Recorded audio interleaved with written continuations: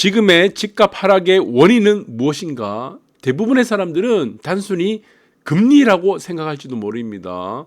코로나 이후로 유동성이 급격하게 들어온 이후 이러한 유동성이 수축이 되면서 테이퍼링이 되면서 이제 이런 집값 하락의 원인이라고 생각하시는 분들이 많은데 그런 것이 아니다. 제가 볼 때는 이것은 시스템의 붕괴다. 금융 시스템, 경제 시스템을 이러한 작동하는 이러한 전반적인 시스템이 붕괴되기 때문에 집값 하락의 원인이라고 저는 정의 내리고 싶습니다. 비단 이것은 집값 하락의 원인뿐만 아닙니다. 우리 사회에 있는 기업들, 자영업자들 그리고 중소기업들까지 전부 다 같이 붕괴되고 있는 이 상황이다. 그 모든 원인은 시스템이 작동하지 않는 붕괴되고 있는 상황이라고 봐집니다. 자, 이 시스템의 붕괴는 굉장히 무서운 결과를 가져오죠. 무엇입니까? 서민들이 라면만 먹는다는 겁니다. 라면. 어제 우리가 지금 이제 올린 영상에서 보셨을 건데 우리가 라면만을 먹는다는 이 내용을 우리가 지금 IMF도 이런 거 없었습니다. IMF 때도. 그리고 이제 2007년, 2008년 금융위기 때도 이 라면을 먹는다는 얘기는 없었어요. 서민들이. 그나마 우리가 뭐 버틸 수가 있었는데 지금은 어떻습니까? 지금 뭐 집을 산 사람뿐만이 아니고 모든 경제 주체에 있는 사람들이 전부 다 라면만 먹고 사는 이러한 웃지 못할 이 슬픈 현실이 돼버렸습니다. 그래서 이 시스템의 붕괴를 가져왔던 가장 큰 이유는 또 무엇이겠습니까? 저는 이 경제를 생각하지 않는 우리 경제를 지금 현 상황들이 있을 겁니다. 그 상황들을 전혀 고려하지 않고 미국만을 고용시장, 소비시장이 그렇게 좋은 펀더멘탈이 좋죠. 미국 시장만을 따라서 금리를 올렸던 이 효과들 때문이다 라고 봐집니다.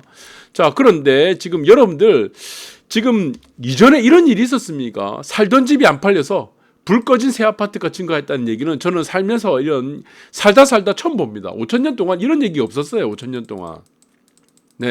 IMF 때도 이런 얘기 없었습니다. 금융위기 때도 이런 얘기가 없었습니다. 집을 살던 집이 팔려야지 새 아파트를 이사를 가는데 이사가 안 되죠. 이사가. 왜 그렇습니까?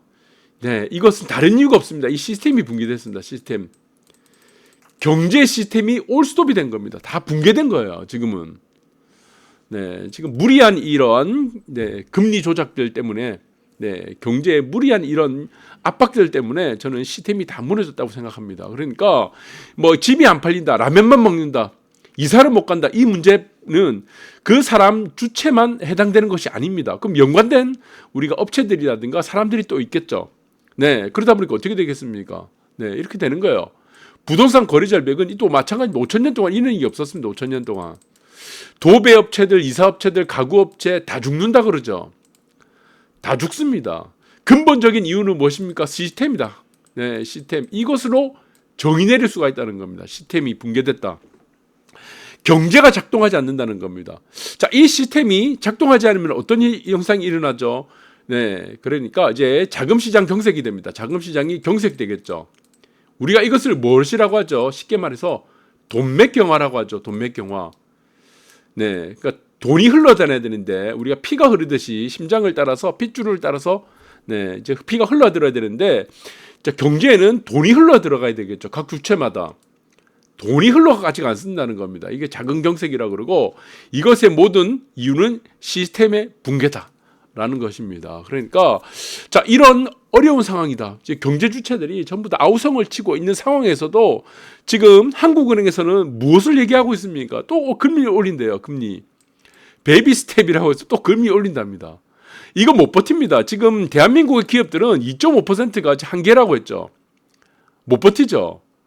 한국과 같은 이러한 경제, 특히 지금 한국에 있어서의 내수 시장이 굉장히 작습니다. 수출에 의존하는 이 국가인데 지금 그리고 부채 의존도가 높죠. 우리나라 같은 경우는 부채를 뭐 미국도 마찬가지입니다. 전 세계 다 마찬가지죠. 기업들이 부채 없는 기업들이 어디 있습니까? 그런데 미국이나 사실 뭐 중국이나 일본 같은 경우는 그래도 지금 시장의 내수 시장이 큽니다. 시장 자체가 크기 때문에 버틸 만한데 한국 같은 경우는 우리가 소국이라고 하죠. 시장이 굉장히 작습니다. 버티기가 굉장히 힘들다. 그러니까 이제 금리차, 환율 변동성 또 이런 변수들에서 또 취약하게 나타날 수밖에 없다는 겁니다. 취약하다. 네, 경제 내 펀더멘탈이 이렇게 지금 약한데, 자, 이런 부분들을 전혀 고려하지 않고 또 지금 한국은행에서는 베이비 스텝 또 금리 올린다 그러고, 그럼 이렇게 되면 어떻게 되겠습니까? 내년도는 어떻게 되겠어요? 심각해집니다. 그러면은 이 기업들 주체들뿐만 아니고 민간에서는 또 이자 부담이 어떻게 늘어납니까? 33조 6조 원이 더 늘어난대요. 네, 33조 6조 원이 추가적으로 늘어난다는 겁니다. 추가적으로. 금리를 지금과 같이 또 이렇게 베이비 스텝 올리게 되면은. 그래서 제가 항상 말씀드리는 게 무엇입니까? 금리 인하 빨리 해야 됩니다. 금리 인하. 미국을 보시면 안 돼요. 금리 인하 한다고 환율 변동성 없습니다. 저는. 우리 금리 인하 하지 않는데 미국은 금리 올렸죠. 네, 자이언트 스텝 올렸는데 오히려 환율이 내려갔잖아요. 자, 금리를 좌우하는 것, 즉 환율을 좌우하는 것은 무엇입니까? 80년대 이전까지가 우리가 환율을 좌우했던 것이 금리라고 본다면은, 네, 각국 간의 자본 이동, 지금은 환율을 작동화시키는 근본적인 시스템이 뭡니까? 국제 자본 이동에서, 네, 추세입니다. 추세. 강달러 추세, 약달러 추세. 자, 그래서 우리는 우리나라의 사정들을 고려해야 되는 시점입니다. 우리는 고려를 해야 됩니다. 우리나라의 사정들을. 민간뿐만이 아니고 기업이라든가 각 주체들을. 자, 그래서 이거를 고려를 하지 않는다 그러면은 추가적인 시스템 붕괴는, 네, 충격적으로 와닿을 겁니다. 그래서 이제 기업들이 이제는 어떻습니까? 파산에 내몰리고 있다는 겁니다. 기업들이 파산에 내몰리게 되면 어떻게 되겠습니까? 이 고용을 책임지고 있죠. 기업들은.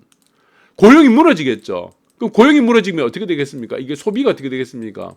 네, 소비가 또 무너집니다. 돈 없습니다. 이자밖에 낼 돈 없어요.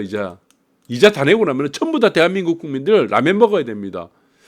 네, 이것을 우리가 뭐라고 합니까? 네, 이것을 바로 이제 케인즈가 말했죠. 케인즈가 말한, 네, 가속도 이론입니다. 가속도 이론. 가속도 이론이라고 그러는데 선순환이 돼야 됩니다. 선순환. 네, 기업들이 잘 되면 어떻게 되겠습니까? 고용이 늘어나겠죠. 고용이 늘어나게 되면 어떻게 되겠습니까? 임금이 올라가게 되고, 그다음에 또 임금이 올라가니까 소비가 늘어나게 되고, 소비가 늘어나니까 기업들이 매출 이익, 순이익이 올라가니까 또 고용이 늘어나게 되는 거죠.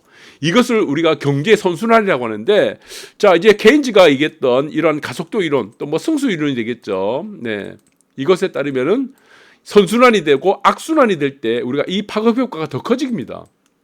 지금은 악순환이 계속되고 있다는 겁니다. 기업들 다 파산에 내몰리고 있다. 여러분들 일자리 다 잃게 됩니다.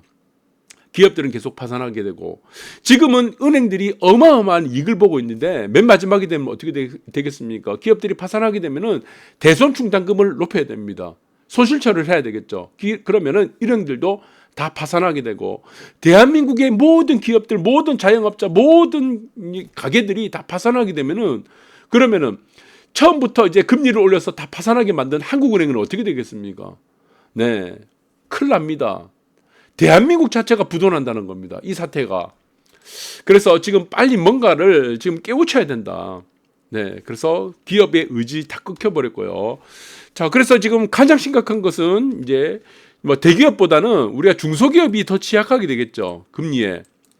중소기업들 지금 대출금리 2배 지금 올라가지고, 네, 어떻습니까? 대출금리 또 많이 올랐죠. 언제까지 버틸까 지금 이것을 물음표를 던지고 있다는 겁니다. 8년 만에 금리. 이것을 서서히 올리면 상관이 없어요. 대응을 합니다. 서서히 올리면 대응을 하겠죠. 충분히. 그런데 갑자기 이렇게 올려버렸어요. 1년도 안 돼서. 이거 대응 안 됩니다. 이게. 이 대응이 안 될 때는 무엇이라고 그럽니까? 이거를 시스템의 붕괴라고 합니다. 이때는, 네, 금융 시스템, 경제 시스템, 모든 시스템이 붕괴된다. 그래서 내려갈 때도 어떻습니까? 천천히 내려가면 상관이 없습니다. 우리가 이것을 무엇이라고 합니까? 네, 이것을 소프트 랜딩, 네, 연착륙이라고 하죠. 급격하게 그 내리가 되게 되면은 우리가 이게 굉장한 악순환이 되고, 이걸 경착륙이라고 하죠. 하드 랜딩. 이때 이제 시스템이 또 붕괴되는 겁니다. 그래서 항상 오르고 내릴 때는 서서히 오르거나 서서히 내려야 됩니다. 왜? 각 경제 주체들이 대응을 할 수 있는 충분한 시간이 있어야 되기 때문에. 네. 그리고 갑자기 은행에서 돈 달라 그러면 어떻게 합니까? 우리가 아무리 우량한 재무 건전성이 있는 BIS 비율 아무리 채우고 아주 건전성이죠. 은행 건전성이 아주 높은 기업 은행들도요. 네. 어떻습니까? 아주 좋아요. 이게 한 번에 우리가 뱅크럽시라고 합니다. 우리가 지금, 네, 한 번에 지금 몰리게 되면 어떻게 되겠습니까? 돈을 달라고. 네, 뱅크런. 우리가 이걸 뱅크런이라고 하죠. 전부 다 돈 달라고 몰려버리면 어떻게 되겠습니까? 은행 예금자들이. 네, 아무리 건전한 은행도 이 파산하게 됩니다. 무조건 파산하게 돼 있어요. 돈 못 갚니다, 이거. 네, 그래서 뭐든지 우리가 서서히 올라가게 되고 서서히 내려야 되고, 그리고 금리도 지금 미국을 따라서 미국은 금리를 올려도 지탱을 할 수가 있습니다. 경제 펀더멘탈이 그렇게 강하기 때문에 소비 지표 그리고 고용 시장 워낙 탄탄하기 때문에 한국은 이렇게 이창용이 네, 한국은행 이 사람이 이렇게 올리게 되면 안 된다는 겁니다. 자, 그래서 이 모든 경제 시스템이 붕괴되고 있는 이런 상황들이 사실은 집값을 내리는 결정적인 이유가 된다. 그러면 여러분들 한번 생각해 보세요. 집값이 있습니다. 네, 내렸어. 예를 들어 가지고 지금 뭐 12억 하던 집이 이제 8억 하는 집들이 생겼죠. 자, 그러면은 이거 버티면 어떻게 되겠습니까? 12억을 다시 갈 수도 있어요. 뭐 10년을 버티든지 5년을 버티든지 2년을 버티든지 버티면은 언젠가는 어떻습니까? 인플레이션이죠. 결국에는 경제는 자본주의 작동 원리는 무엇입니까? 이 인플레이션입니다. 물가 상승이에요. 그럼 다시 올라갈 수 있다는 겁니다. 버티면 되는 거예요. 그러나 기업은 어떻습니까? 기업은 네, 기업은 만약에 이게 부도가 되면 어떻게 되겠습니까? 부도 회복 안 됩니다. 이거 회생이 안 돼요. 회생이 굉장히 어렵습니다. 여러분들. 네, 어떻게 회생을 합니까? 사람들 다 나가고 기술이 다 나가고 이제 뭐 공장 문 닫고 네, 사장들 어떻게 되겠습니까? 네, 지금 극단적인 어떤 상황에 몰리게 되겠죠. 그래서 회생이 안 된다. 그래서 부동산이란 것은 사실은 어떻습니까? 내려가더라도 버티면 뭐 어떻게든 되겠지만 우리가 중소기업 그리고 기업들, 자영업자들은요, 한번 문을 닫으면은 사실 기업 회생이란 것이 이렇게 쉽지가 않다. 거의 대부분은 어떻게 되겠습니까? 파산하게 됩니다. 다시 돌리지 않는다는 겁니다. 그래서 한번 이렇게 기업들이 파산을 하고 네, 이런 어려움을 겪게 되면은 시스템이 무너지게 되면 어떻게 되느냐? 고용 시장을 회복하는데 굉장히 어렵다는 겁니다. 이제 모든 사람들이 돈이 다 없어진다는 겁니다. 왜? 일자리가 없기 때문에. 그래서 이런 시스템의 붕괴는 사실 한국은행 이창용이라는 사람이 막아야 되는 사람이죠. 가장 선두에 서서 일선에 서서 이것을 막아야 되는 사람이 이 사람이 지금 주도를 하고 있는 겁니다. 대한민국 시스템의 붕괴를. 그래서 매우 안타깝다. 저는 그렇게 보고 있습니다. 자, 대한민국의 미래를 위해서 저는 우리 다 같이 손을 모으고 한국은행 이창용 이 사람의 좀 제발 지혜로운 판단을 위해서 좀 기도를 했으면 좋겠습니다. 감사합니다.